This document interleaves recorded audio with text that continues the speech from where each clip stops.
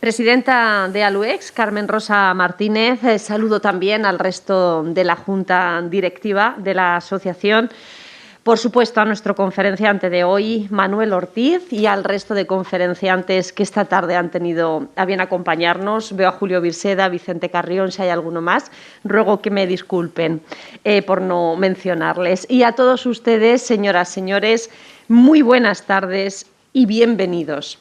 Hemos superado la barrera de las 10 primeras conferencias dentro de este ciclo de conferencias Experiencia, Esperanza, Cultura y Experiencia. 10 ya, bueno, barrera psicológica superada no está nada mal. Si recuerdan, con la conferencia de la semana pasada abríamos un miniciclo de conferencias en el que tratamos de abordar importantes efemérides o aniversarios. En esta ocasión nos queremos acercar, casi 45 años después, a un tema que es realmente interesante y apasionante: las elecciones de 1977, con las que se iniciaba el proceso democrático en España. El encargado de adentrarnos en esta etapa, como decimos, tan apasionante de la historia de España más reciente, no es otro que el catedrático de Historia Contemporánea de la Facultad de Humanidades de Albacete, Manuel Ortiz, al que ya hemos saludado, y del que les voy a dar algún dato más. Manuel Ortiz es coordinador del Seminario de Estudios del Franquismo y la Transición. Ha sido vocal de la Asociación de Historia Contemporánea y secretario de la Asociación de Historiadores del Presente. En la actualidad dirige el proyecto sobre la memoria democrática de Albacete. Ha desarrollado varias líneas de investigación: franquismo, violencia, política, asociacionismo y movimientos sociales, así como transición. Ha dirigido también como investigador principal hasta 5 proyectos de investigación nacionales y otros 4 regionales. Entre sus publicaciones destacan, entre otras, como digo, Movimientos sociales en la crisis de la dictadura y la transición, Castilla-La Mancha, 1969-1979, o La transición se hizo en los pueblos, editado en este caso por Biblioteca Nueva.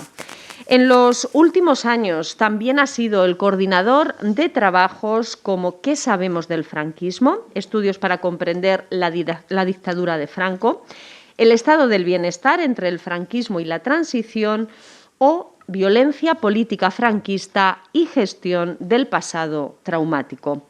Ha publicado también numerosísimos artículos en revistas especializadas, dirigido hasta 6 tesis doctorales, formado parte de comisiones de evaluación de doctorado en una veintena de ocasiones y ha realizado estancias en universidades como Buenos Aires, Roma o París, entre otras. En la actualidad también es coordinador del proyecto de investigación sobre las víctimas de la dictadura franquista. Bien, con la conferencia de hoy, como decimos, se pretende abordar el tema de la transición con sus diferentes, como el propio Manuel Ortiz nos comentará, con sus diferentes y a veces enfrentadas interpretaciones, y prestará una especial atención, sobre todo, a la primera etapa. Bien, por mi parte nada más, les dejo ya con lo verdaderamente interesante, que es escuchar la conferencia de hoy, y como siempre esperamos que la disfruten cuando quiera. Muy amables.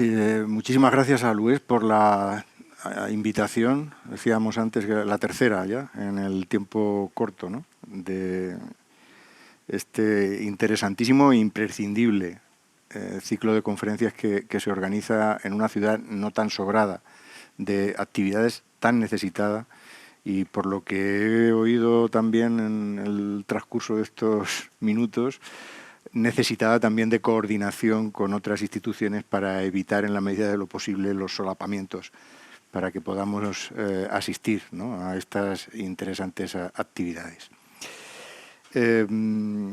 Cuando me invitaron a participar en este ciclo, lo que me sugerían a propósito de mi condición de historiador era encontrar una efeméride que fuera significativa,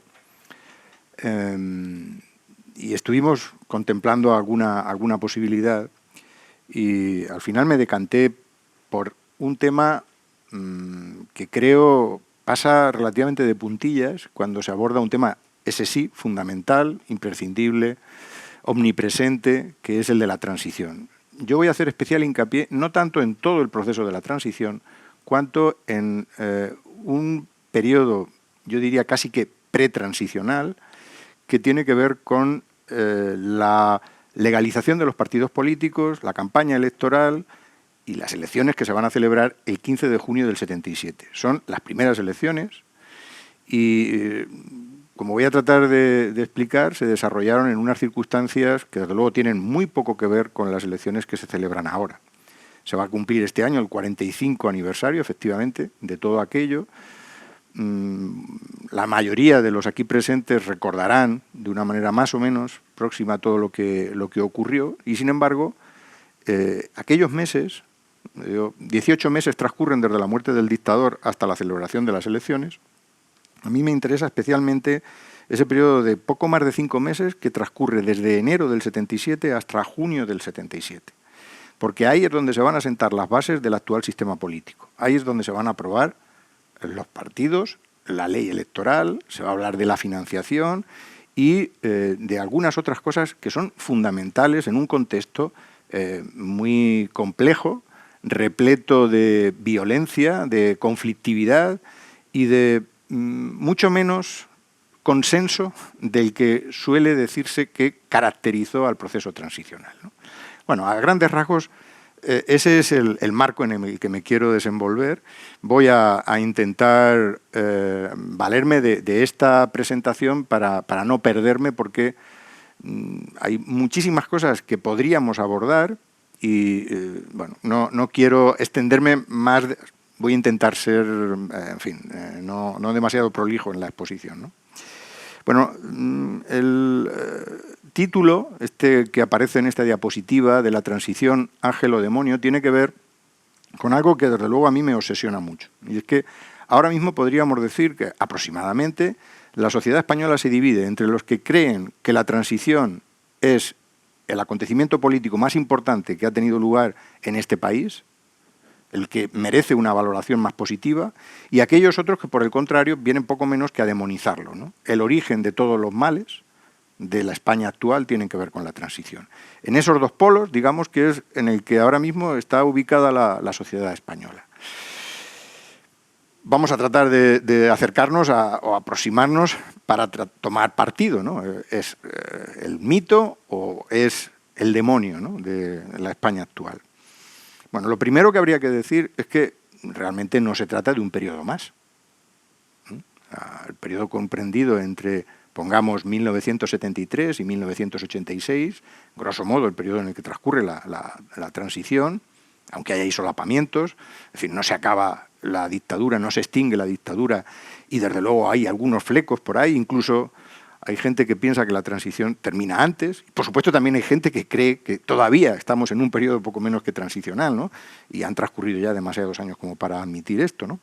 Pero bueno, si admitimos esa cronología, ya digo que podríamos decir que es un periodo clave, no es un periodo más, y por tanto cabe esa consideración, ¿no?, de punto de inflexión que, por otra parte, está omnipresente en la sociedad actual.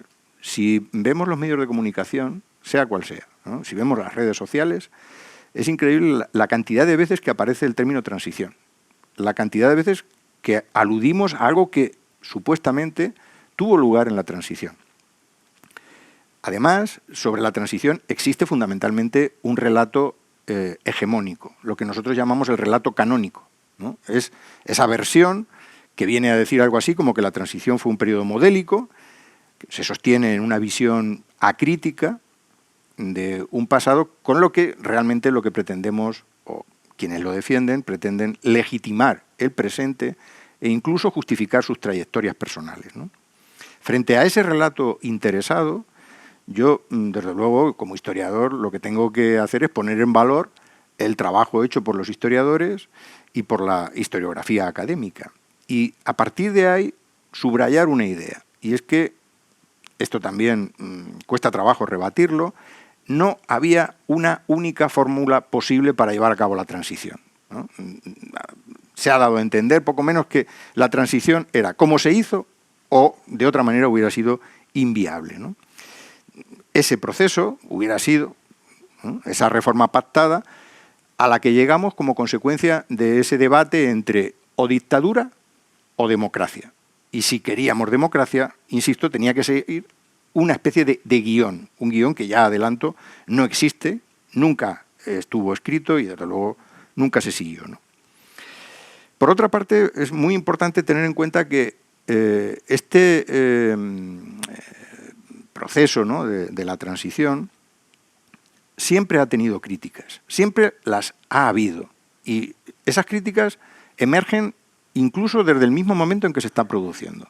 Dicho de otra manera, hubo ya entonces, en los años 70 y por supuesto en los años 80, muchos españoles que no compartieron el formato de la transición, que no estuvieron de acuerdo, ¿no?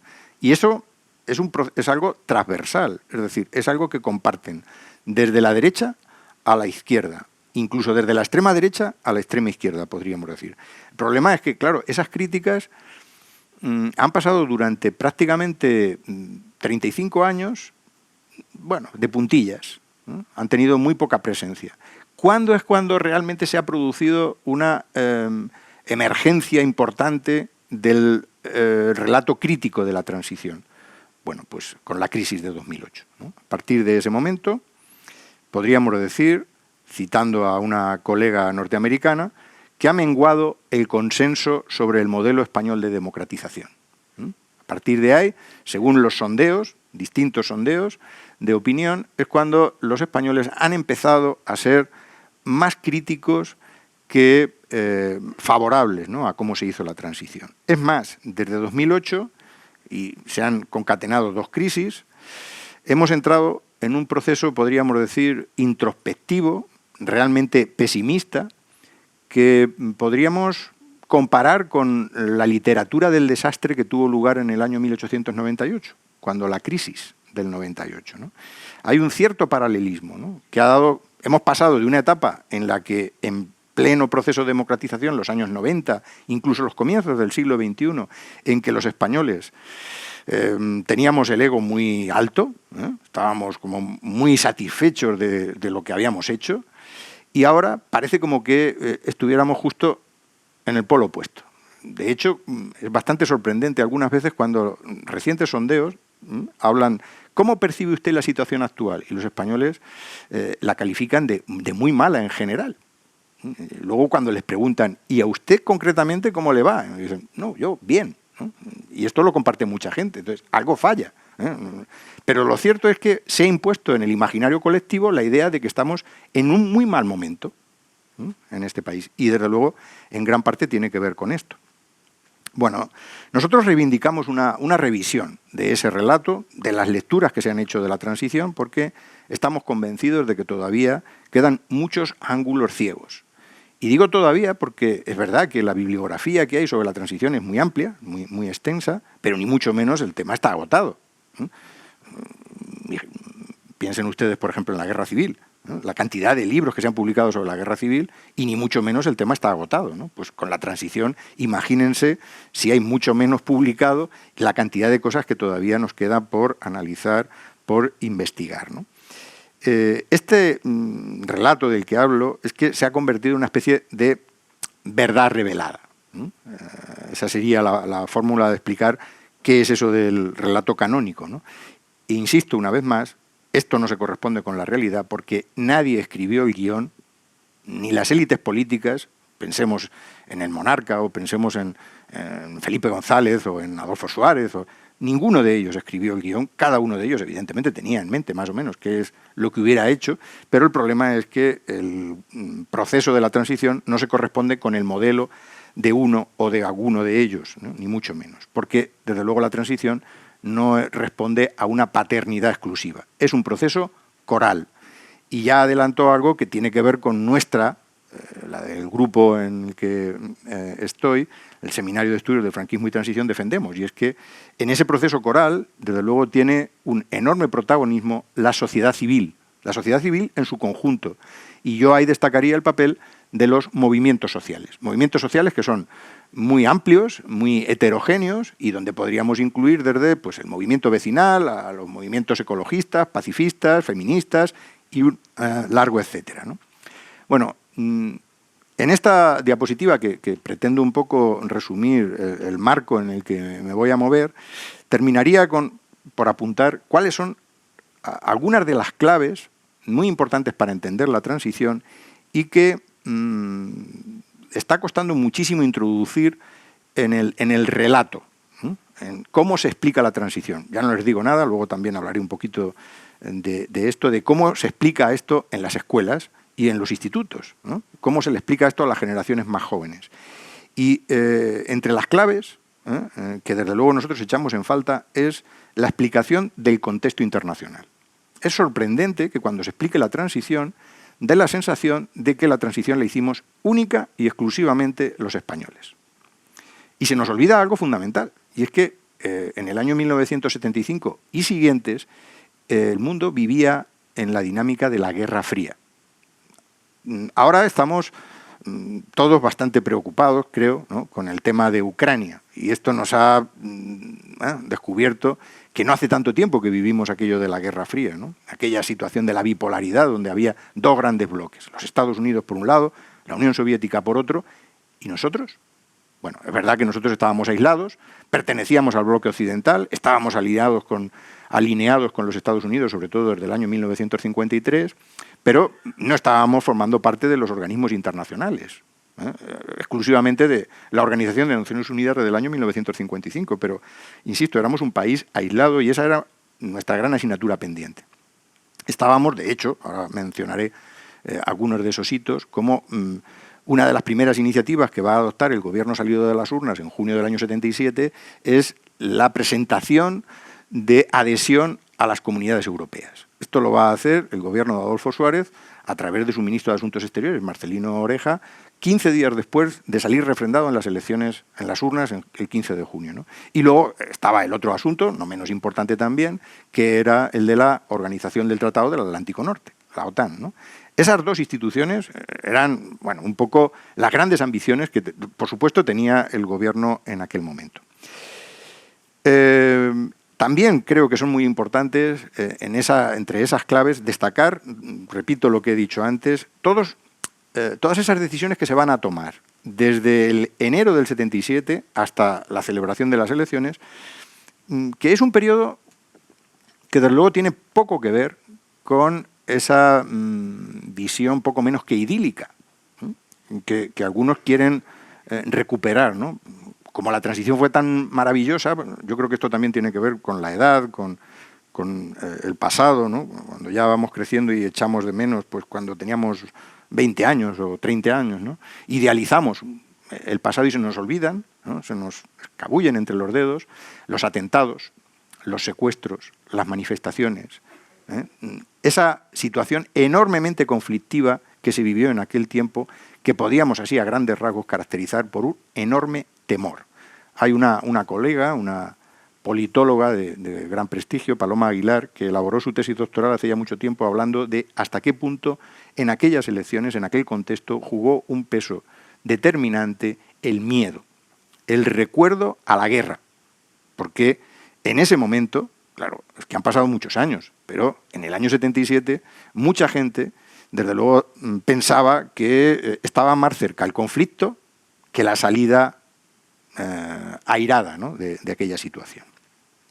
Bueno, lo cierto es que vivimos aquel tiempo contrarreloj y en una sucesión de acontecimientos que no podemos soslayar. Los detalles, los matices son fundamentales. Por ejemplo, para entender cómo fue la campaña electoral. Por ejemplo, en la provincia de Albacete, porque esta es otra cuestión también muy importante. Cuando hablamos de la transición, cometemos el error de seguir ese relato que fundamentalmente pone el foco en la capital o en las grandes ciudades, dando a entender que la transición en realidad, como nosotros titulamos en una publicación, no se hizo en los pueblos. Este país, en el momento de la transición, tenía 36 millones de personas. Bueno, dicho todo esto, yo creo que van a agradecer que vayamos un poco a los acontecimientos, ¿no? Estoy ya insistiendo mucho. ¿Qué pasó, ¿no?, en estos meses? Bueno, pues lógicamente no les voy a poder recordarlo todo, ¿no? Pero En 3 diapositivas pretendo ponerlos en contexto, ¿no? Como decimos nosotros. En primer lugar, podríamos decir, ¿cómo empieza todo esto? Pues esto empieza con lo que algunos califican como la 8ª ley fundamental del franquismo, que es la Ley para la Reforma Política. Otros dicen que es la ley en donde el franquismo se hizo el harakiri. Hay que olvidar, son las propias Cortes. Esto es lo que Torcuato Fernández Miranda dice, que lo que el rey me había encargado. El rey Juan Carlos llama a su tutor y de alguna manera le dice, mira, tenemos que pasar, él también lo dice así, de la ley a la ley. Este es el debate entre si la transición fue una ruptura o fue una reforma. Bueno, tenemos que no hacer una revolución, no podemos levantar ahora el hacha y cargarnos el franquismo por la vía violenta, ¿no? Hay que hacerlo de una manera sosegada, ¿no? ¿Cómo se hace eso? Pues a través de las Cortes, a través de esta ley. El problema era cómo convencer a los procuradores franquistas de que había llegado el momento de su extinción. Cerrábamos las Cortes y a partir de ahí poníamos en marcha un mecanismo que permitiera la auténtica democratización del país. Esto lo van a hacer poco más de 500 procuradores franquistas, a los que Adolfo Suárez les propone un documento relativamente breve, que desde luego no creo que sea tratado con la importancia que tiene todavía, ¿no? Y ahí está el principio de todo, ¿no? Porque esa ley para la reforma política, por ejemplo, se dice que fue el producto de la negociación. Ahí es donde empezaría el consenso. Bueno, pues créanme ustedes que la ley para la reforma política tiene cualquier cosa menos negociación y consenso. La ley para la reforma política, si me lo permiten, me van a entender perfectamente, son lentejas. Lentejas. El menú que le propone Adolfo Suárez a las fuerzas del antifranquismo es: esto es lo que hay y de aquí no nos vamos a mover. Y ese documento no lo retocan los antifranquistas por mucho que hubieran querido. De hecho, la campaña, hubo un referéndum y el resultado del referéndum fue mayoritariamente favorable a esa ley, pero la mayoría de las fuerzas políticas, desde luego, no estaban de acuerdo con aquello. Fuerzas políticas, estamos hablando de diciembre del 76, que todavía están en una situación de ilegalidad. No son partidos políticos legales. Eso todavía no existe. Es decir, que las fuerzas y cuerpos de seguridad del Estado siguen en la calle, siguen deteniendo, siguen dando palos cada vez que alguien sale a la calle a proclamar no sé qué cosa a favor del Partido Comunista o del Partido Socialista o de cualquier otro partido, incluyendo, por supuesto, ahí los muchos republicanos que había. Bueno, finalmente, como digo, el referéndum se aprueba y a partir de ahí ya sabemos cuáles son las reglas del juego. La ley de reforma lo que establece es un decreto ley que entra en vigor el 23 de marzo del año 1977. ¿Qué es lo más interesante que sale de ahí? Pues la creación de un sistema bicameral, lo que tenemos ahora, un Congreso y un Senado. ¿Cómo va a ser el Congreso?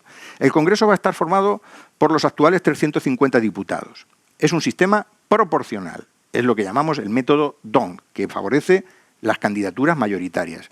Se trataba de, en la medida de lo posible, evitar una fragmentación del arco parlamentario. Y para eso se van a establecer dos cuestiones que son básicas. En primer lugar, un mínimo de 3% de votos para conseguir un escaño y un mínimo de 2 escaños para cada circunscripción. De tal manera que con esto lo que se va a conseguir es que el voto rural, el voto de provincias, compense. Esto estaba, no hacía falta ser muy perspicaz para saber que ya en ese momento las grandes ciudades, Madrid, Barcelona, Bilbao, Zaragoza, Valencia, etcétera, etcétera, estaban mayoritariamente a favor de un voto progresista. En aquel momento realmente mucha gente pensaba que el Partido Comunista iba a arrasar, ¿no? Estos eran los cálculos, ¿no? Es verdad que en aquel momento pues prácticamente el Partido Socialista ni estaba ni se le esperaba, ¿no? Porque era un gran desconocido. Muy poca gente conocía en el año 1900, a comienzos del 77, a Felipe González o a Alfonso Guerra, ¿no? Conocían, por ejemplo, más, aquí en la ciudad de Albacete se conocía mucho más a Enrique Tierno Galván, del Partido Socialista Popular, y sin embargo luego los resultados fueron otros. Pero bueno, estas eran las sensaciones que se tenían, ¿no? El caso es que desde el aparato del gobierno, no hay que olvidar que no había habido todavía elecciones y quienes estaban gobernando eran los miembros de un ejecutivo que había sido designado por el rey en la figura de Adolfo Suárez, y este se había rodeado de una serie de personajes que, en su inmensa mayoría, procedían del franquismo. Este es el panorama, ¿no? Bueno, ellos están pensando en contender con ese voto progresista que va a haber en las grandes ciudades y, por tanto, conviene reforzar ese voto rural, ese voto conservador y, bueno, eso obviamente se va a conseguir hasta cierto punto. Porque lo que estaba en el ánimo de todos ellos, por supuesto, es que saliera un sistema, podríamos decir ya, bipartidista. Estaba en el ánimo de todos crear un partido de gobierno y una oposición, evidentemente, pero un partido de gobierno que tuviera los votos suficientes como para gobernar en minoría. Desgraciadamente, para ellos, los resultados de las elecciones del 77 fueron otros. Nadie había pronosticado que la Unión de Centro Democrático, que concurre a las elecciones no como partido político, sino como coalición, decimos que los partidos que formaban 15, nada más y nada menos, que formaban aquella UCD, eran partidos taxi. Y esa denominación, pueden ustedes imaginar a qué obedece. Y es que algunos de esos partidos, todos sus militantes cabían en el interior de un coche. Por eso lo de partidos taxi. Esa es la coalición.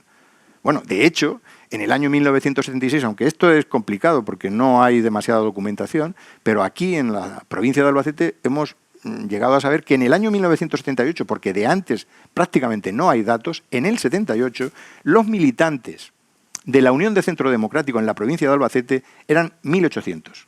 Pásmense. Los datos que tenemos del PSOE son más completos y, por ejemplo, en el año 1977, antes de la celebración de las elecciones, a partir de la legalización, hablan de 9.000 militantes. Ya después de los resultados de las elecciones, el Partido Socialista se desmadra y llega a tener ya por aquel entonces 70.000 en toda la provincia. O al menos eso es lo que dicen las cifras de la propia organización, ¿no? Estamos, insisto, hablando de un contexto que no tiene nada que ver porque se están construyendo. Van a legalizarse ahora. Pero bueno, vuelvo a lo del Congreso, ¿no? Es muy importante lo que comentaba antes, ¿no? De que, en fin, se garantice ese equilibrio y he añadido en negrita esto de pocas mujeres, ¿no?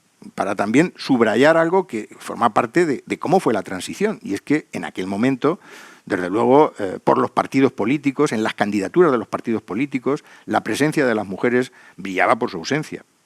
Claro, es una sociedad que está en transformación, que está en cambio, pero que desde luego tampoco tiene en ese sentido nada que ver con la actual, ¿no? Luego supongo que les llamará la atención el hecho de que aparezca en la candidatura de la UCD una mujer por Albacete, que se llama Juana Arce, que es una mujer que sí había nacido aquí, pero que realmente vivía en Madrid y que tenía muy poco que ver con Albacete. Era una candidata de los que en aquella época se conocía como paracaidista, ¿no? El aparato del partido la había colocado en la ciudad de Albacete. Pero el resto de los partidos políticos, y ahí incluyo por supuesto también a la izquierda, el Partido Comunista, el Partido Socialista, no contempla la presencia de mujeres, ¿no? O prácticamente. En cuanto al Senado, bueno, la Cámara está formada por 207 electos y es muy importante, fíjense, todavía, claro, con aquello de no perder el control, el rey designa a 41. 41 senadores de designación real.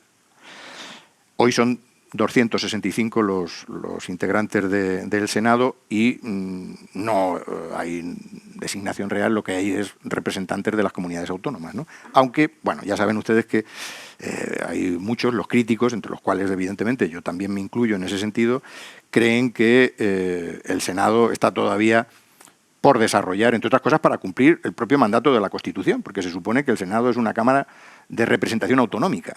Y lo de la representación autonómica, pues, en fin, desde luego deja todavía mucho que desear. Pero bueno, esto tiene que ver con hasta qué punto lo que ha venido después de la transición realmente ha desarrollado lo que se hizo en la transición. Que esto no es responsabilidad de los padres de la criatura, esto ya es responsabilidad de quienes han heredado el testigo de lo que la transición nos dejó, ¿no? Bueno, sea como fuera, el 15 de abril del año 1977, el Consejo de Ministros por fin convoca las elecciones que se van a celebrar el 15 de junio. Y en ese intervalo de tiempo se deshoja una de las más importantes incógnitas, ¿no? Porque se estaba cuajando la coalición a la que me he referido antes, a la UCD, pero no estaba claro quién iba a ser el candidato. Ese candidato al que todos le daban como ganador. En las quinielas aparecía siempre la figura de José María de Erilza, ¿no? Era el hombre fuerte del Partido Popular de la época, no el de ahora, se llamaba entonces también así, y bueno, este se supone que era el que iba a hacerse con la organización. Sin embargo, el 3 de mayo, Adolfo Suárez convoca a los medios de comunicación. Bueno, ya he hablado en Alués de Adolfo Suárez, ¿no? Adolfo Suárez es un personaje verdaderamente atractivo políticamente hablando, quiero decir, muy camaleónico, muy avispado, que bueno, tuvo la perspicacia, ¿eh?, de sorprender a propios y extraños. Porque desde luego ni el rey, desde luego Torcuato tampoco, pero ni el rey contaba con que Adolfo Suárez se iba a tirar al ruedo, como vulgarmente se dice. Realmente Adolfo Suárez había sido designado para cumplir con lo que he mencionado antes, con la ley para la reforma política, no para desarrollar eso. Una vez llegado a este punto, se supone que él desaparecía. Bueno, pues lejos de desaparecer, sorprende a todos, insisto, a través de los medios de comunicación. Se ha hablado también un poco de esas enormes dotes de comunicador que tenía Adolfo Suárez. No olviden que, entre otras cosas, había sido director de la Radiotelevisión Española.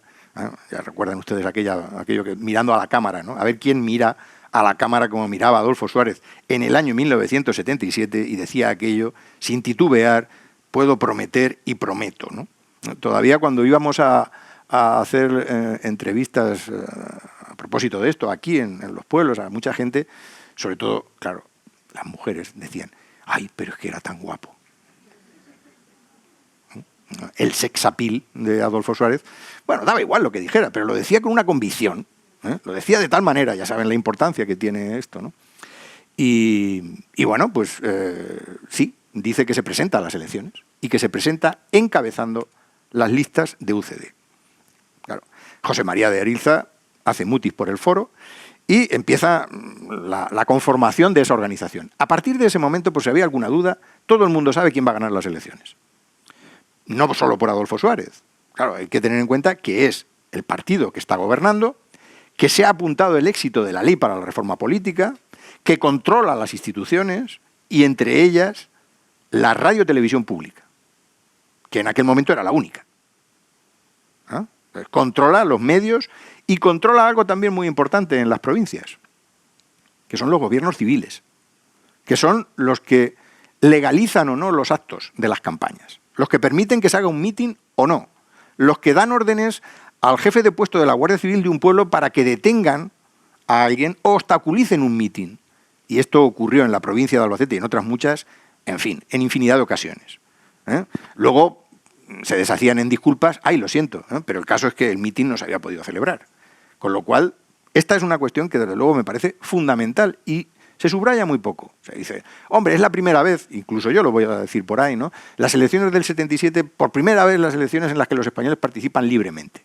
Bueno, si me permiten, los vamos a poner así, ¿no? Porque lo de libremente, hasta cierto punto. No todos concurrieron en igualdad de oportunidades, ¿vale? Bueno, se conforma la coalición y se conforma ¿con quién? Pues con esa mezcolanza ideológica que va a tener la UCD. Y ahí aparecen los liberales de Garrigues, ahí aparecen los socialdemócratas de Fernández Ordóñez, ahí aparecen incluso demócrata cristianos, no todos, de Álvarez de Miranda, y el sector también muy pujante, lo que se ha conocido como los azules, ¿no? Los hombres de plena confianza de Adolfo Suárez, que en aquel momento contaba fundamentalmente nada más y nada menos con Rodolfo Martín Villa, ¿no? Que es el que controla precisamente el aparato gubernamental, el que controla a los gobernadores. Y en ese sentido, hablar de los gobernadores nos lleva a hablar concretamente aquí, en Albacete, de quién era el gobernador. El gobernador, les sonará seguramente el apellido, se llama Moisés Arrimadas. Moisés Arrimadas es un hombre que estaba profundamente alineado, él procedía del franquismo, y era un hombre que estaba profundamente alineado con las huestes de Alianza Popular, la Alianza Popular de los Siete Magníficos, que capitaneaba el ínclito Manuel Fraga Iribarne. Ese gobernador va a hacer todo lo posible porque los actos de Alianza Popular en la provincia de Albacete se desarrollen sin ningún género de problemas, claro. No así, incluso con los de la UCD. Los de la UCD se quejan de arrimadas diciendo que, hombre, que en algunas ocasiones realmente les puso las cosas francamente difíciles. Bueno, el caso es que el 15 de junio los españoles mayores de 21 años, mayores de 21 años, no como ahora de 18, ahora incluso se plantea la bajada a los 16. En aquel momento votan, sí, los hombres y mujeres, pero de 21 años, lo que representa un censo de aproximadamente 18 millones de votantes que acuden a las urnas después de nada más y nada menos que 40 años, porque la última vez había sido en febrero del 36. Sí que había habido elecciones durante el franquismo, pero me van a permitir ustedes que, en fin, pase de puntillas por ahí, ¿no? Y ya saben a lo que me refiero. Bueno, como he dicho antes, estas son algunas de las cifras, ¿no?, de militantes. Pues el Partido Socialista 9.000 y la UCD para el año 78 1.600 votantes. ¿Cómo fue la campaña electoral? Bueno, pues la campaña electoral, desde luego, fue apasionante. Las campañas electorales son unos muermos. Yo entiendo que a los más jóvenes esto de la política, desde luego, es un peñazo, ¿no?, de mucho cuidado, por mucho que queramos, ¿no? Y ese, desde luego, no es un atractivo. Aquella campaña electoral, desde luego, era otro. En aquella campaña electoral, por ejemplo, fíjense si era entretenida. Esto lo dice el alcalde de un pueblo de la provincia, pequeñito, pero bueno, estas cosas pasaban. El alcalde de Villavaliente. A un chaval de 17 años que estaba pegando un cartel del Partido Socialista, le espetó esto: te voy a pegar un tiro que te va a entrar por las fadas y te va a salir por la sien. Eso es el alcalde. Y dirán ustedes, hombre, pero esto es una excepción. Pues va a ser que no. Yo les animo a que se vayan al Archivo Histórico Provincial, por ejemplo, y consulten los documentos que ahí hay, donde verán la cantidad de denuncias, de problemas que van a tener lugar en aquella campaña. Y dirán, ¿pero esto es en la provincia de Albacete? No, esto es en toda España. Pero esto tampoco está en los libros. Lo que nos quedamos con los libros es que fueron unas elecciones libres y en igualdad de oportunidades. Bueno, la campaña dura 21 días. ¿Cómo fue la campaña? Pues mensajes directos, poco sofisticados, muy ideologizados, por supuesto, y dominaba sobre todo esta dicotomía de o cambio o reforma, ¿no? Esto era lo que se llevaba. Acuden nada más y nada menos que 5.343 candidatos en 589 candidaturas. Esto es lo que en la época se llamaba la sopa de letras. Claro, después de tanto tiempo sin partidos políticos, pues aparecen partidos pues casi debajo de las piedras, ¿no? Ahora, lo cierto es que 7 u 8 son los que realmente tienen alguna chance. El resto, desde luego, por lo que he comentado anteriormente, es imposible que puedan conseguir ni siquiera un solo escaño. Pero las dificultades son para todos. La UCD, por ejemplo, no va a conseguir presentar candidatura en todas las circunscripciones. Por ejemplo, en Guipúzcoa no pudo. A pesar de ser el partido de gobierno, no pudo presentar candidatura. En Madrid se presentaron 26, en Barcelona 23. En fin, como decía antes, la disputa se va a centrar en unas pocas organizaciones.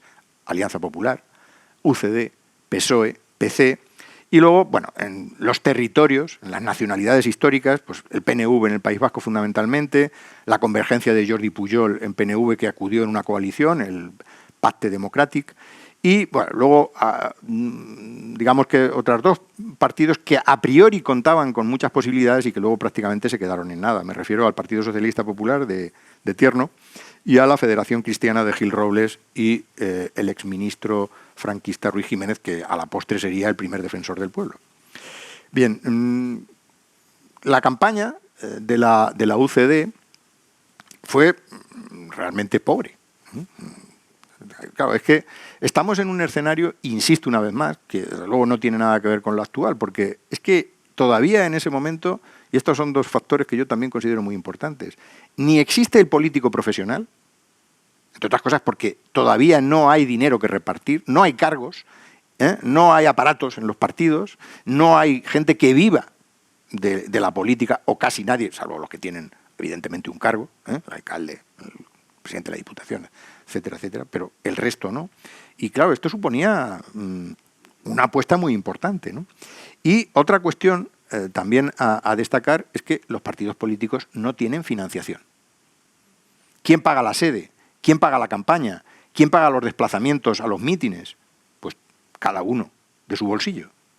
Y esto va a traer para algunos serios problemas. Por ejemplo, a la hora de explicarnos por qué se va a llegar a una conjunción entre el Partido Socialista Popular y el Partido Socialista Obrero Español. Pues fundamentalmente porque el Partido Socialista Popular, el de Tierno, va a contraer una deuda enorme y, bueno, el Partido Socialista la va a asumir. Esta es una de las razones por las cuales, no solo esa, pero una de las razones por las cuales finalmente se produjo esa absorción, ¿no?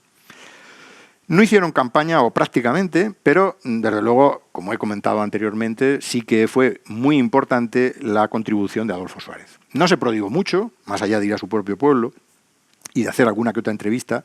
Lo que sí fue determinante fue las veces que apareció en la televisión. Las veces que aparecía en la televisión, pues desde luego eran votos que caían inmediatamente en la saca de la coalición, ¿no? Pero hubo otros factores propiciatorios, ¿no?, para el éxito de la UCD. Por una parte, el papel que jugó Alianza Popular. Cuando se habla de la transición, se suele explicar ideológicamente todo en una divisoria en la que hay una derecha, un centro y una izquierda. ¿Quién ocupa la derecha? Dicen, Alianza Popular. ¿Quién es el centro? La Unión de Centro Democrático. ¿Y quién es la izquierda? Bueno, ahí sí que se dice que la izquierda y la extrema izquierda. El PSOE y el PC, como si no hubiera más, ¿no? Bueno, yo les animo a que lean, por ejemplo, el programa del Partido Socialista Obrero Español. Si lo leyéramos hoy, bueno, no quiero hacer un chiste fácil, ¿no?, pero, en fin, a algunos seguramente se le erizarían los cabellos, ¿no? Porque el Partido Socialista en el 77 era un partido marxista. Marxista. Entonces, claro, ¿qué entendemos hoy por izquierda y qué entendíamos entonces? Bueno, desde luego una cosa que tenemos que empezar a desterrar es eso de que el centro era la UCD. Ideológicamente hablando, la UCD era un partido conservador, era un partido de derechas, de una derecha democrática como la que había en Europa. Vale, era, pues no sé, la CDU de Alemania, esta que gobierna ahora, la que ha estado durante 16 años gobernando con Angela Merkel y anteriormente con Helmut Kohl y demás. Eso era, pero no un partido de centro. Claro. ¿Y entonces dónde colocamos Alianza Popular? Pues les digo lo mismo que con el Partido Socialista. Léanse el programa. Y si leen el programa, bueno, ya saben ustedes, por ejemplo, lo que dijeron a propósito de la Constitución. ¿Cómo que un partido de derechas? La Alianza Popular de aquellos señores no tenía absolutamente nada que envidiar a alguna formación política de reciente aparición en la extrema derecha española. Absolutamente nada. Por tanto, esta idea, ¿no?, que, insisto, se ha impuesto en el imaginario colectivo, ¿no?, de centro-derecha, no, es que realmente el centro en la época de la transición no existe.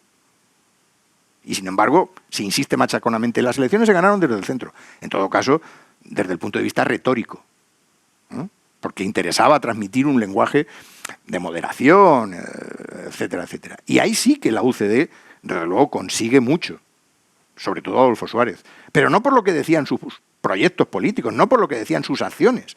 Claro, yo cuando digo Martín Villa, un político de centro, digo, bueno, pues en fin, con mucha imaginación, claro, tendrá que ser, ¿no? Bueno, dicho esto, ¿no? Alianza Popular, claro, le jugó un favor muy grande a la UCD porque atrajo al voto franquista. Claro, imagínense cuando presentan nada más y nada menos como candidato al Senado por Madrid a Carlos Arias Navarro. Creo que tampoco hace falta añadir mucho más, ¿no?, de por dónde iban en su financiación, en sus proyectos, ¿no? Y, bueno, antes hablaba de la financiación. No tenían dinero. A partir de las elecciones es cuando van a tener dinero, porque ahí es cuando llegan las subvenciones. Pero, repito, a posteriori. Antes no, antes lo han puesto ellos, bueno, ellos y quienes estaban a su alrededor. ¿Quién financia la campaña de UCD? Bueno, pues ahora sabemos que el rey hizo todo lo posible, ¿no?, por favorecer la candidatura de Adolfo Suárez. la banca pues hizo lo propio, etcétera, etcétera, ¿no? ¿Quién financió la campaña del Partido Socialista? O sea, ¿cómo es posible que un partido que no existía de repente se convierta en el partido más importante de la oposición, a años luz del Partido Comunista? Bueno, pues entre otras cosas porque el Partido Socialista había tenido algo que no tenía nadie, que era nada más y nada menos que el apoyo de la Internacional Socialista. Sobre todo el apoyo de la Fundación Eber, a cuya cabeza estaba el gran amigo de de Felipe González, que era Helmut Schmidt. Estaban los alemanes. Y los alemanes se rascaron bien el bolsillo, financiando al Partido Socialista, entre otras cosas porque lo que no querían bajo ningún concepto, lo decía la propia Constitución de la República Federal Alemana de entonces, que lo que no querían ver era el Partido Comunista. Entonces, cualquier cosa para favorecer la candidatura de los suyos. El Partido Comunista, por contra, a ver, ¿de dónde obtiene recursos? Aquí sí que no hay ni banca, ni lobbies, ni grupos de presión favoreciendo las candidaturas, ¿no?, del Partido Comunista. Bueno, además de esto, por supuesto, también a la UCD le favoreció mucho la división de la izquierda. Y cuando hablo de la división de la izquierda no estoy hablando del Partido Socialista, Partido Comunista. Estoy hablando fundamentalmente de la división entre la familia socialista. Piensen que los 800.000 votos aproximadamente de Tierno Galván, si hubieran ido al Partido Socialista por la ley D'Hondt, hubieran supuesto prácticamente un empate técnico. Pero se presentaron divididos. Luego ya veremos cómo en el 79 ocurre otra cosa, ¿no? Y por eso la distancia entre ambos se va a igualar de una manera brutal, ¿no? Y en contra también de lo que algunos puedan pensar, algo que jugó muy a favor de la UCD, o concretamente de Adolfo Suárez, fue nada más y nada menos que la legalización del Partido Comunista. ¿Y por qué? Bueno, aparte de restarle votos, imagínense que no se hubiera presentado, porque lo que estaba en el ánimo de todo el mundo es que el Partido Comunista no iba a ser de la partida. Lo tenían asumidos todos, hasta la izquierda. ¿Cuándo se legaliza el Partido Comunista? El 9 de abril, sábado santo, plena Semana Santa. Adolfo Suárez vuelve a sorprender, convoca a los medios de comunicación, los soldados han desaparecido de los cuarteles, es decir, los generales franquistas están sin tropa y anuncia a bombo y platillo que queda legalizado el Partido Comunista. Bueno, esto fue, dicen, ¿no?, que un juego de trileros, ¿no?, dicen de Adolfo Suárez, que bueno, se apuntó un tanto, enorme. Fundamentalmente, ¿por qué? Porque esto lo ha confesado Adolfo Suárez, es una lástima que se haya muerto sin escribir sus memorias, ¿no? Pero lo ha dicho de una manera velada en muchas ocasiones. Adolfo Suárez estaba obsesionado con la legitimidad del proceso. Él era consciente de dónde venía, ¿no? Y él lo que quería era tener la legitimidad de las fuerzas antifranquistas, porque él se presentaba allí como el constructor de la democracia, un constructor de democracia que venía del franquismo. Entonces, ¿cómo consigue él la legitimidad? Pues legalizando al Partido Comunista.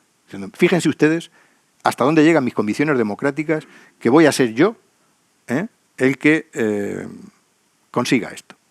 Bueno, a partir de ahí, las relaciones que va a tener a nivel personal con Santiago Carrillo, esto lo ha explicado Armero muchas veces, que hizo de puente entre ambos, las relaciones fueron extraordinarias, muchísimo mejor. De luego, por ejemplo, con quien no se entendió jamás va a ser con Manuel Fraga. Manuel Fraga miraba a Adolfo Suárez por encima del hombro, como diciendo, bueno, y este advenedizo que me ha ganado la partida, ¿qué pinta aquí? No hubo entre ellos jamás feeling, y sin embargo sí con Santiago Carrillo. Bueno, el caso es que se votó el 15 de julio, también este es un dato revelador, no era festivo, era miércoles, no fue un error. Precisamente se votó en día laborable, con permiso retribuido de 4 horas. ¿Para qué? Pues para garantizar una alta participación, porque ni siquiera esto estaba garantizado. De hecho, había una enorme preocupación por la abstención. Es verdad que la participación fue muy alta, casi rozó el 79%. Pero ojo, porque en algunos sitios la abstención fue muy alta, particularmente en las provincias gallegas. Fíjense, en Ourense la abstención llegó hasta el 47%. Es decir, que también volvemos a lo del detalle, a lo del foco, a ver de qué hablamos cuando generalizamos, ¿no? El recuento también es muy diferente al de ahora, donde cerramos las urnas y ya sabemos lo que ha pasado. Ahora, en el 77, el recuento duró prácticamente 2 días. Los primeros resultados tuvieron que esperar hasta la tarde del día 16, y eso sí, ya el día 17 teníamos el 95% del resultado, ¿no? Bueno, para destacar, para cumplir un poco con el contexto fíjense, detalles fundamentales, ¿no?, que contribuyen a la comprensión de este proceso. Junio del año 1976. En ese momento desaparece el sindicato vertical, ese sindicato obligatorio que puso en marcha el franquismo y al que por obligación pertenecían trabajadores y empresarios. Y en abril del 77 se clausura la Secretaría General y el Consejo Nacional del Movimiento. Desaparece ese gobierno paralelo que era el movimiento, con mayúsculas. Abril del 77. Es decir, se están solapando en el 77 todavía. Por eso a mí también me gusta siempre recalcar, ¿no?, cuando preguntan, bueno, ¿y entonces cuándo termina la dictadura? Pues la dictadura no termina con la muerte de Franco.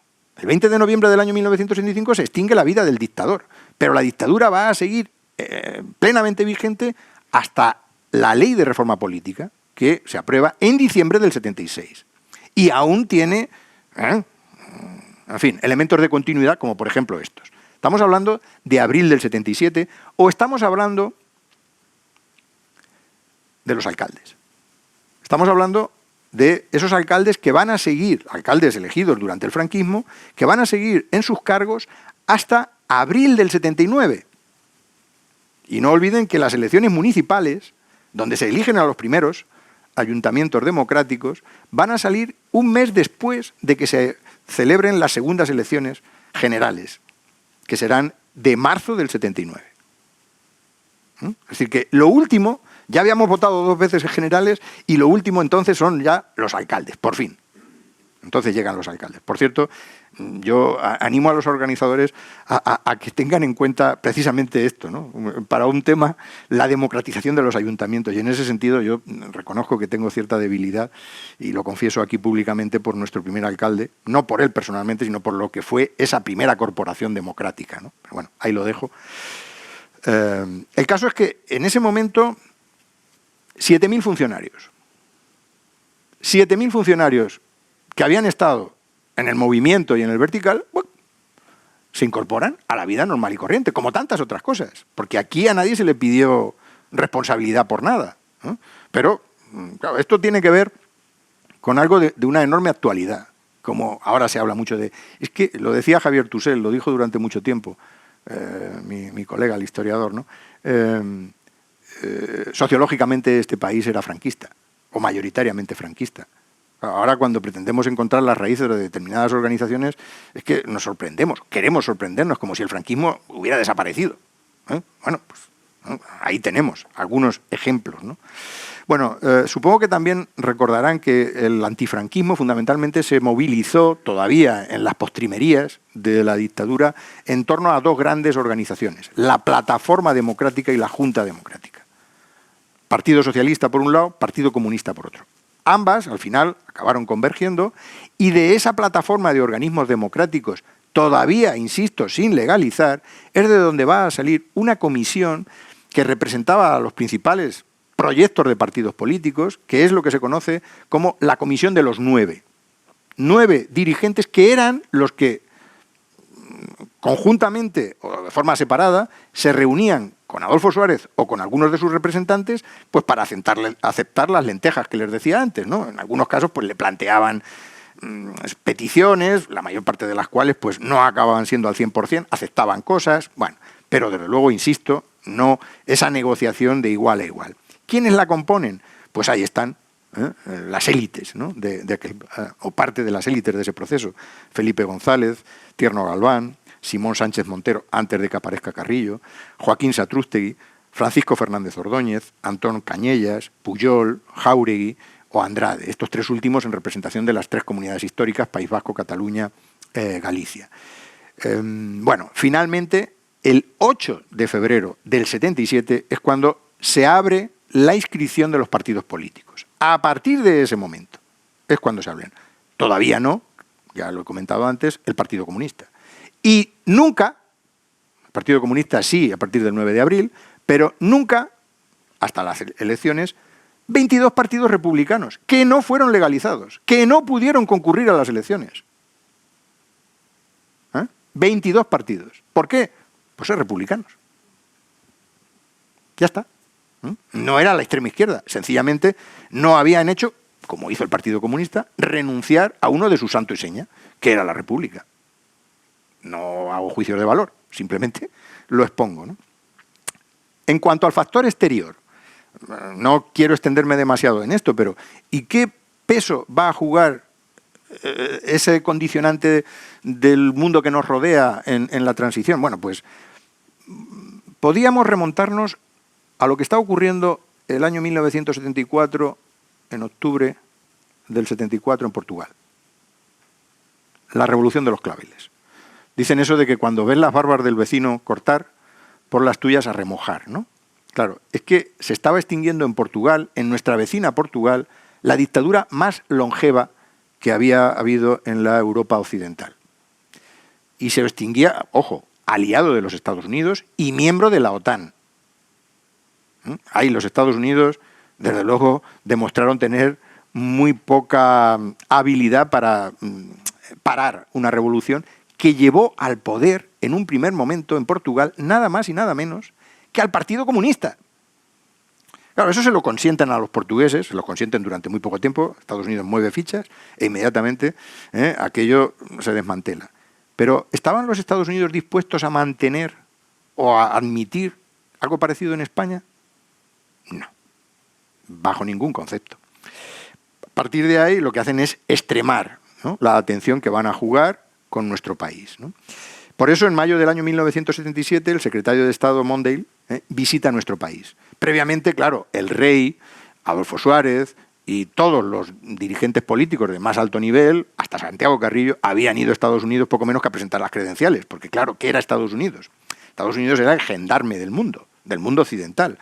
Y o Estados Unidos te admitía en el juego, o si no, no eras nadie, ¿no? Bueno, pues hasta Santiago Carrillo marchó y tuvo que dar allí una serie de conferencias donde decía que, bueno, en fin, la república, la bandera, el monarca, bueno, pues eran elementos que estaban dispuestos a admitir para poder entrar en liza, ¿no? El caso es que, gracias a aquella visita de mayo del 77, es decir, un mes antes, Jimmy Carter, que era en ese momento el presidente de los Estados Unidos, reconoce la legitimidad del proceso que está dirigiendo Adolfo Suárez. Es decir, le concede la patente, ¿no? Dice, venga, vamos a seguir para adelante. Y, claro, no es menos importante también el reconocimiento de nuestros vecinos europeos, empezando por el Parlamento. El Parlamento Europeo, el 22 de abril del 76, explícitamente habla también del acierto de las medidas democratizadoras del gobierno que ha convocado las elecciones. Y, como he dicho antes, el círculo se cierra cuando, apenas 15 días después de celebradas las elecciones, la CE admite la solicitud de España para formar parte de la Europa de los 9 en ese momento, admitiendo que, claro, ya no tenían ningún reparo que poder poner. Luego vendrían las negociaciones, ¿no?, que no fueron peccata minuta. Y estas otras 4 cuestiones que también son fundamentales. Por ejemplo, el 14 de mayo del 77 se nos había olvidado el rey. Siempre hablamos del papel de Juan Carlos y demás. Pero, claro, es que en ese momento todavía estaba pendiente resolver la ecuación de su padre. O sea, ¿qué pasaba con don Juan? Bueno, pues finalmente, un mes justo antes de que se celebren las elecciones, don Juan, también ante los medios de comunicación, declara que abdica, que renuncia a sus derechos y que deja el camino expedito para su hijo, ¿no? El 21 de junio del 77, a don Juan todo el mundo lo conoce, pero desde luego muy poca gente recordará quién es José Maldonado González. Era el presidente de la República en el exilio, porque la República seguía. Claro, la República se había ido al exilio, había habido un gobierno de la República en el exilio, al que se había prestado cierta atención durante la Segunda Guerra Mundial, pero desde luego una vez acabada la guerra, pues todo el mundo decía que no, aquello era poco menos que simbólico, ¿no? Bueno, pues hasta eso, es decir, hasta los republicanos también reconocen el éxito del cambio y adjuran, ¿no? Dicen que disuelven el gobierno republicano. Y estos dos últimos elementos, pues fíjense también el papel que han jugado, ¿no? Porque el primero, el de junio del 77, representa la normalización de la comunidad autónoma que en ese momento más conflicto planteaba y que a la postre ha seguido ahí, ¿no? Cataluña. Josep Tarradellas visita Madrid, visita al rey y visita a Adolfo Suárez. Y acepta el ofrecimiento de Adolfo Suárez de que vuelva a España y de que acepte ser el presidente de la Generalitat. Se va a restablecer en septiembre del 77. Claro, creo que esto es muy importante tenerlo en cuenta a la hora de entender lo que está pasando, lo que ha pasado después en Cataluña. Me parece como que es que esto se lo ha inventado no sé qué gobierno de no sé qué tendencia en estos últimos años. Es que no había aspiraciones, no existía ese sentimiento identitario catalán, igual que existía el vasco. Nos gustará más o nos gustará menos. Pero esto estaba. Esto estaba. Y igual también, respondiendo a las reivindicaciones de los movimientos sociales, es muy importante atender, ya sé que me voy de lo que son las elecciones, no estamos hablando de junio del 77, pero estas son consecuencias que estaban ahí, que estaban por resolver. Dos muy importantes. Primero, la ley de amnistía. También se habla ahora mucho, a propósito de la ley de memoria democrática y demás, ley de memoria histórica o lo que quieran, ¿no? ¿De qué va esto de la ley de amnistía? ¿Recuerdan ustedes el eslogan de aquella época? Libertad, amnistía y estatuto de autonomía. Este era el eslogan que se coreaba en los años de la transición con más fuerza, sobre todo en aquellos meses. Y cuando se hablaba de amnistía, ¿de qué se hablaba? Pues se hablaba de que en esta nación, en este país, había presos políticos. El Tribunal de Orden Público se extinguió en el 77. Se había puesto en marcha en 1963, después del asesinato de Julián Grimau. El Tribunal de Orden Público actuó entre el año 63 y el 77. Eso significa, repito, que había todavía en este país, compatible con todo esto que estaba pasando, presos políticos en las cárceles. ¿Quién pide que salgan de las cárceles? La izquierda. Lo pide el Partido Comunista, lo pide el Partido Socialista, lo piden los partidos republicanos. Quien más va a objetar la ley de amnistía, precisamente, son los representantes del franquismo. ¿Empezando por quién? Por Manuel Fraga y su Alianza Popular. Yo les animo a que lean el diario de sesiones. Esto lo podemos hacer todos desde nuestras casas con un ordenador.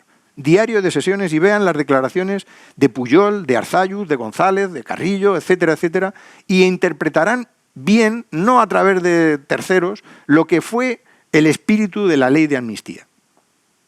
Ahora dicen, es que aquello fue un enjuague. En el 77 no se trataba de eso.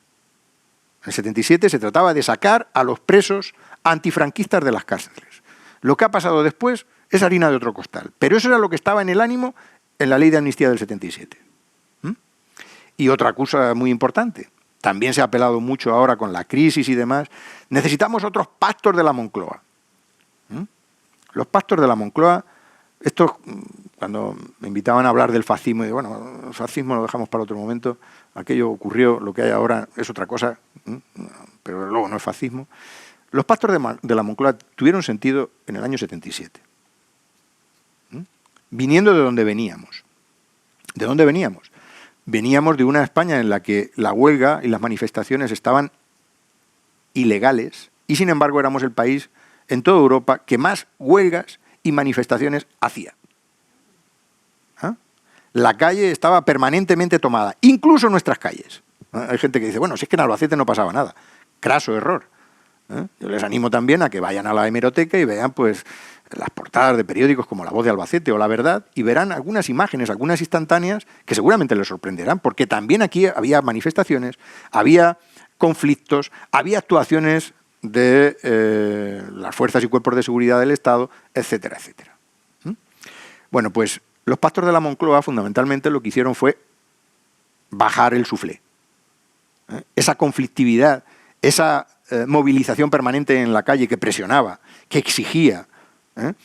Los partidos políticos aceptaron rebajar sus pretensiones y dejar a la UCD gobernar, al menos durante un tiempo, con una cierta pacificación. No digo total, la verdad es que duró relativamente poco, porque según las estadísticas, el año 79 se vuelve otra vez a disparar, y la enorme cantidad de conflictos estuvo permanentemente ahí, incluso durante los años 80, pero desde luego bajó las pretensiones. Y de todo, ¿no?, de los acuerdos, fundamentalmente hay que destacar los de naturaleza económica, no tanto los de naturaleza social, porque se habla de los pactos de la Moncloa como acuerdos económicos sociales. Yo destacaría sobre todo la primera de las vertientes. Bueno, para debatir, ya les pongo un poco para las preguntas o intervenciones que puedan estar pensando. Una encuesta reciente del Centro de Investigaciones Sociológicas, de hace apenas un par de años, decía lo siguiente: 7 de cada 10 españoles se sienten orgullosos de cómo se ha producido la democratización. Ninguna novedad. Más o menos lo que ha venido ocurriendo durante todo el periodo. La transición, desde el 77 para acá, en los estudios de auscultación pública, aproximadamente, está en torno al notable, rozando el sobresaliente. Para los españoles una nota media de 7,5, 8. Y eso que los españoles somos hipercríticos cuando queremos con nosotros, ¿no? Por tanto, digo, ninguna novedad. ¿Cuál es la novedad del sondeo del CIS del 19? Que un 50 y casi 5% manifiesta insatisfacción y pide cambios que amplíen la democracia. Esta es la novedad. Es decir, que, como es lógico, 45 años después, la sociedad española, no la sociedad de la transición, la sociedad actual, mira aquello con una visión crítica y no se siente identificada con la situación actual. Por eso, por ejemplo, recordarán aquel movimiento del 15M, ¿no?, del no nos representan. Hay una parte de la sociedad que está ahí, no necesariamente la más joven, porque este también es un fenómeno transversal, que pide más, pero no solo en España, pide más en Europa, pide más en todas las latitudes, incluso en los países donde la democracia brilla por su ausencia. Pide otro concepto de democracia, donde esto no consista simplemente en ir a votar cada 4 años. Pida otro tipo de participación, pida otro tipo de responsabilidades. Claro, no podemos estar tirando de la madeja permanentemente de la transición. Esto no significa que haya una enmienda a la totalidad a lo que fue la transición. Repito, es que la transición hay que dejarla. Ya hay. Claro que es materia de los historiadores, por supuesto, pero no podemos estar constantemente repitiendo que es que la que hizo en el 78 y en el 79 y tal nos ha llevado hasta aquí. Ha habido mucho tiempo, desde el 86, fíjense, si hemos tenido oportunidad de cambiar leyes. Por ejemplo, ¿verdad?, la Constitución. Por ejemplo, la ley de partidos políticos. Por ejemplo, la financiación. Y así con un largo etcétera. ¿Por qué no se ha hecho? No es por culpa de la transición. No es por culpa de la transición. Sin embargo, la transición estimula todavía en las generaciones mayores este sentimiento de nostalgia y fascinación al que me he referido antes. Yo lo interpreto así, ¿no? Tenemos una nostalgia incluso a nuestra propia trayectoria vital. Es que éramos más jóvenes, es que nos sentíamos con ganas y el país iba a hacer yo que sé cuántas cosas. Vale, pero seamos un poco más críticos y dejemos de un lado la subjetividad y la trayectoria personal, ¿no? Dejemos de estar fascinados. O en todo caso, vale, reconozcamos que la transición se hizo bien en el sentido de que, bueno, se pasó de una dictadura a una democracia y se sentaron los pilares de un sistema político, que esto, en fin, también creo que es fácil de aceptar. En algún momento puntual, España ha conseguido estar en un sitio que no podíamos ni imaginar. Y esto también es responsabilidad de todos. De todos. ¿Ah? En ese sentido, podríamos decirlo, no tengo ningún rubor de decir, ¿podemos sentirnos orgullosos de esto? Sí. ¿Ah? Ahora, si queremos, lo empeoramos. Si queremos, lo podemos echar a perder, claro. ¿Y todo esto por qué? Pues porque ha habido un vaciado de contenido histórico. Es que no ha interesado demasiado. Ni siquiera a aquellos que estuvieron en primera línea de fuego durante la transición. Yo, en ese sentido, soy desde luego muy crítico porque creo que el resultado es que a día de hoy hay una ausencia de una interpretación compartida sobre la transición. Hay, como he dicho antes, ¿no?, dos visiones enfrentadas. En ese sentido, podríamos hacer un repaso a la historia de otros países, ¿no? Ver cómo, por ejemplo, bueno, no sé, los franceses son capaces de ponerse de acuerdo en muchas cosas. Entre ellos, la guerra. Saben ustedes que Francia se dividió durante la Segunda Guerra Mundial. Hubo una Francia de Pétain, en Vichy, y una Francia de la Resistencia. Hubo, por tanto, una Francia colaboracionista con el fascismo. ¿Dónde está eso en los manuales? Desaparece. Todos los franceses son resistentes. Y lo han asumido. Dirán, bueno, esto es una falacia, esto es una manipulación. Bueno, les ha funcionado. Bueno, no sé, aquí desde luego tenemos una lectura de la transición que discute todavía sobre los orígenes de la legitimidad democrática. Por ejemplo, en ese sentido, es que hay un sector de la opinión pública que bajo ningún concepto admite que realmente en el año 77 lo que en este país ocurre es la recuperación de las libertades democráticas. Enfatizo, recuperación. No conquista, porque ya habíamos tenido democracia. ¿Cuándo? Durante la Segunda República. Aquello, en los años 30, miremos a las democracias de otros países, claro, no es la democracia de los años 70 u 80, es la democracia que había en los años 30, pero era democrático. Pero esto no se acepta, ¿no? Y, en ese sentido, lo que se ha impuesto es esta idea de privilegiar la reconciliación nacional. Es que lo que hubo fue una idea de reconciliación. Y yo digo, bueno, pues si hay que irse a la reconciliación nacional, tengamos en cuenta quiénes fueron los primeros en este país que introdujeron en su discurso político el concepto de reconciliación. Y esto lo hizo el Partido Comunista en el año 1956.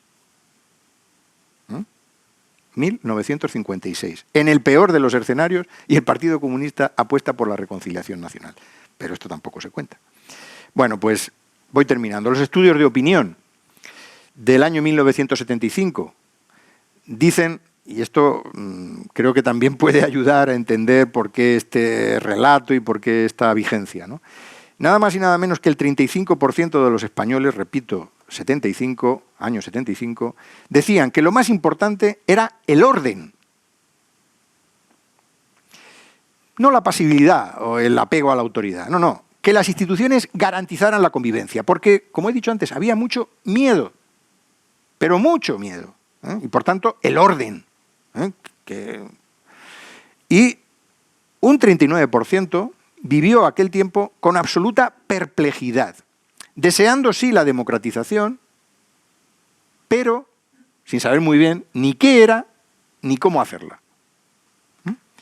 Por eso la sugerencia, pues seamos un poco autocríticos, alejémonos del presentismo, que lo puede todo, y de la excesiva subjetividad. Por ahora lo dejo aquí. Creo que es suficiente, ¿no?, por ahora, y si tienen cualquier duda, pues encantado de poder aceptarla. Espero no haberles resultado demasiado cansino. Muchísimas gracias.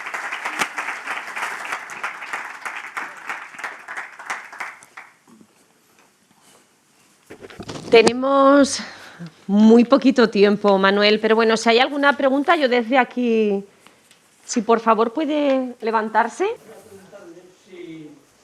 Esto a base de estáis, porque hay mucha gente en España que no está conforme con la situación que tenemos, si los movimientos que hay en las 17 pegados de Taifaz que tenemos en España, esto nos va a llevar a buen puerto o va a ir por unos caminos que no son los más democráticos. Algo lo que viene pasando desde hace unos años en ciertas regiones de España. Soy historiador, no tengo dotes adivinatorias y no me siento cómodo haciendo proyecciones de futuro, ¿no? No sé lo que va a pasar. Si me permite, sí puedo decirle una cosa, a lo mejor no estamos en esto de acuerdo. Yo creo que uno de los éxitos más importantes de nuestra transición fue precisamente la descentralización y la puesta en marcha del mapa autonómico. Creo que las 17 comunidades nos han mejorado muchísimo. estoy convencido, incluyendo la nuestra, por la que nadie daba un duro. Tenía aquí material para poder hablar hasta qué punto influyó esto, por ejemplo, en aquella campaña electoral, aquí, con los candidatos, con los nuestros, con esos señores, para ver cómo conforman las campañas y quién está en un partido y quién está en otro y cuáles eran los problemas de los albaceteños, porque claro, la gente aquí va a votar, pero resulta que los diputados son esos, por el PSOE o por... Entonces, ¿qué le piden a Antonio Peinado? ¿Qué le piden a José Luis Moreno? ¿Qué le piden a los senadores? ¿Qué le piden a esta gente? Había problemas muy acuciantes. Es que el país del año 1977 se nos ha olvidado. En Albacete había mucha menos gente viviendo, había problemas urbanísticos muy importantes. En aquel momento el debate estaba, por ejemplo, en Villacerrada. ¿Qué hacíamos con el Alto de la Villa? ¿Qué hacíamos con los barrios que no tenían colegios, que no tenían asfaltado, que no tenían luz eléctrica? ¿Qué hacíamos con la circunvalación? Hubo un accidente que se llevó por delante a un niño, una movilización muy importante en el barrio, en la Asociación de Vecinos de Hermanos Falcó. Todo aquello movilizaba a la gente, porque nos preocupaba lo que pasaba en Madrid, nos preocupaba lo que pasaba en torno a Adolfo Suárez o Carrillo, o yo qué sé, pero luego esta gente tenía que hacer algo por nuestras ciudades. Y todo eso se va a poner en marcha también con el mapa autonómico. Decían, el café para todos, como había que atender a los históricos, pues vamos a ver a los demás. Yo creo que esta es una visión equivocada. Yo creo que es una visión equivocada. Es que realmente había una idea muy amplia, muy compartida, como he dicho antes. Libertad, amnistía y estatuto de autonomía. No solo en el territorio vasco o catalán, en el resto también. Nosotros fuimos la última comunidad autónoma en echar a andar, porque lo teníamos complicado. Claro, nosotros, recuerdan ustedes cuando íbamos a la escuela y decían Murcia 2, Murcia y Albacete, ¿no? En las quinielas lo que estaba es que nosotros siguiéramos con Murcia. Luego los murcianos no nos quisieron, nos dejaron ahí de lado. Luego aquí los líderes empezaron a pensar que merecía ser cabeza de ratón en vez de cola de león y cosas de esas. Y nos alineamos pues con... Bueno, tampoco fue... Esto, en fin, también daría lugar para otro debate, ¿no? Que es Castilla-La Mancha y demás, ¿no? No había demasiado debate en 4 de las 5. El problema es qué hacer con Guadalajara y demás. Bueno, pero eso es harina de otro costal. Lo cierto es que se nos ha olvidado lo bueno, lo mucho y bueno que produjeron las comunidades autónomas en los años 80, 90, etcétera, etcétera, y a día de hoy. A día de hoy. El tema catalán, eso no tiene que ver con el tema del mapa autonómico. Este es otra cuestión. El tema vasco o catalán tiene que ver con algo que no hemos sabido seguramente primero entender y luego gestionar. Pero, en fin, no voy a entrar en ese debate y desde luego, insisto, no sé lo que puede pasar dentro de unos años con todo esto. No sé en qué puede acabar. Lo que es cierto es que ahora estamos ahí de hocicos metidos en el tema de la pandemia y se nos ha olvidado lo que era la principal preocupación hace 2 años, según todos los sondeos, y era la idea de nación. Responder a la pregunta, ¿qué es España? Y ahí estamos. Pero esa respuesta la tenemos que dar todos. Esa respuesta la tenemos que dar todos. Los españoles de un lado, los españoles del otro, se sientan más o se sientan menos. Pero repito lo que he dicho antes, por si sirve de algo, que esto no solamente pasa aquí. No seamos presa de la leyenda negra y entremos en barrena, en ese bucle al que somos muy dados a decir, es que somos un desastre, es que esto solo pasa aquí. Miren ustedes lo que pasa, por ejemplo, en el Reino Unido. A la vuelta de muy poco tiempo seguramente habrá un referéndum para decidir qué es lo que pasa con Escocia. Miren lo que pasa en los Países Bajos, miren lo que pasa en Italia, como he dicho antes, y así con un largo etcétera. O sea que ahí tenemos un asunto de nacionalismo. Bueno, antes ha salido el tema de Ucrania, ¿no? O sea que... Pero bueno, no sé.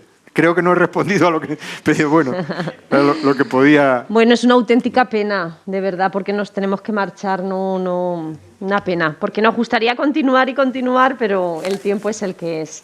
Muchísimas gracias, como siempre, un auténtico placer. nuestra presidenta Carmen, que va a hacer entrega. Mientras tanto, yo les cuento que la próxima semana regresaremos con una nueva conferencia. Lunes, 6:30 de la tarde, aquí en este Salón de Actos de Diputación Provincial. Y en este caso será el periodista y escritor Arturo Tendero quien nos hablará de Poetas malditos. Bueno, el título, ¿verdad?, promete y es interesante. Así que hasta la próxima semana, que descansen.